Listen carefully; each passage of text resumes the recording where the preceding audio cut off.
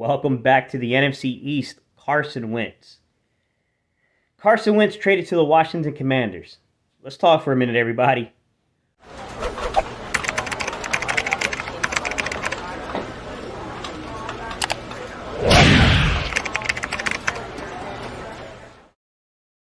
What's up, Eagles Nation? What's going on, NFL World? How you doing, Division Rivals? This is Steven Hyder with Gate City Sports Channel. The sports channel where the cerebral NFL fan comes for about 10 minutes of daily content.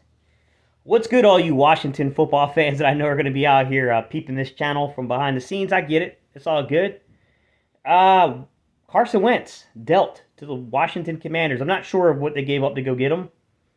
But, Indianapolis Colts gave up after 1 year on Carson, which, I'll be honest with you, I'm not sure from the Colts' perspective. Man, they must have really wanted that young man out of the building. It doesn't bode well for Carson that now this is two organizations that have agreed to let go of him. I mean, the Eagles situation, I think, was a little bit more complex. I think we were willing to try to work the situation out. Carson was the one that seemed to really want out of this situation here in Philadelphia.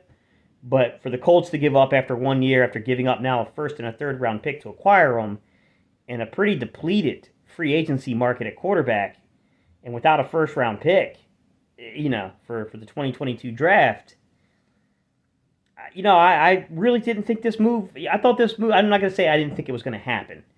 I thought people might have been drumming up the possibility a little bit, maybe going a little too far on the possibilities. It happened. I mean, look, for the Washington Commanders, I'll say this.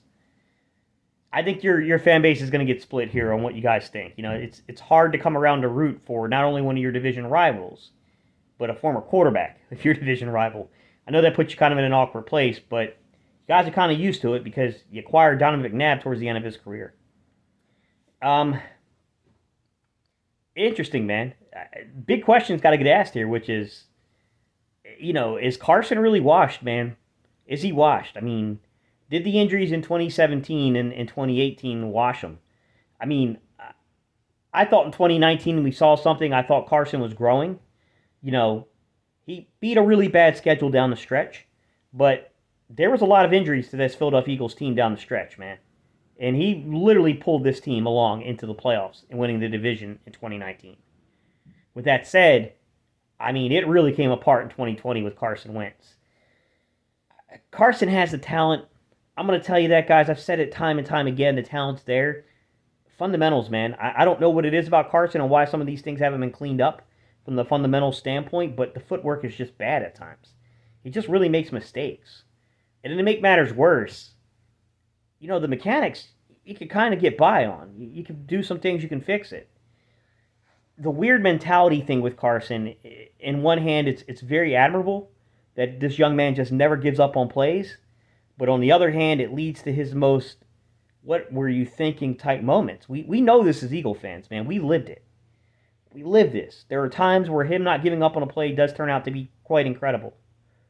The Atlanta game where, he's still trying to throw the football before that knee touches and has this crazy throw on an in-breaking route.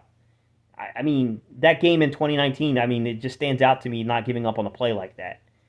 But then again, in 2020, we see him not giving up on a play and he's backpedaling. He's got the rush right in front of his face with Dallas, and he backpedals his way into a strip sack. You kind of have to live and die with that aspect of Carson Wentz's play. I mean, that's just kind of how it goes with Carson Wentz. And, like I said, I think their quarterback room is far more talented. Carson is a far more talented quarterback than what Washington has had at that position in quite some time. With that said, I don't know, man. I don't know. Free agency still has to happen.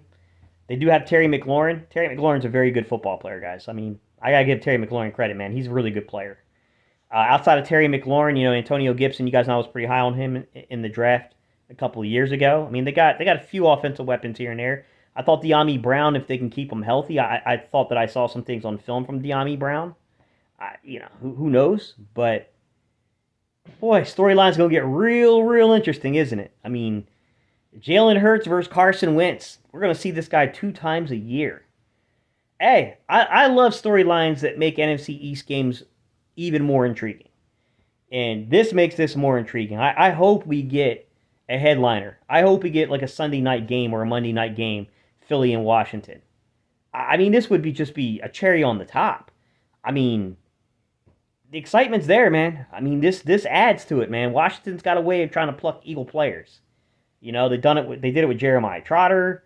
You know, they did it with Donovan McNabb, Deshaun Jackson, and now Carson Wentz. I mean, they're not just plucking average players from Philly. I mean, they're plucking some pretty good players that, you know, once had pretty distinguished careers in Philadelphia. So we'll see how it works out, man.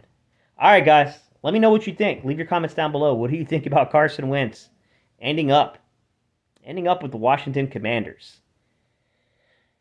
Let's go. Hurts season, I guess, because it's going to add a lot of intrigue, guys. It's going to add a lot of intrigue. We better find a way of winning those 2 games. That's all I can say, or else it's going to get real, real ugly in the city of Philadelphia if we don't find a way of winning those football games. All right, y'all. I appreciate y'all, and I'll see y'all in the next video.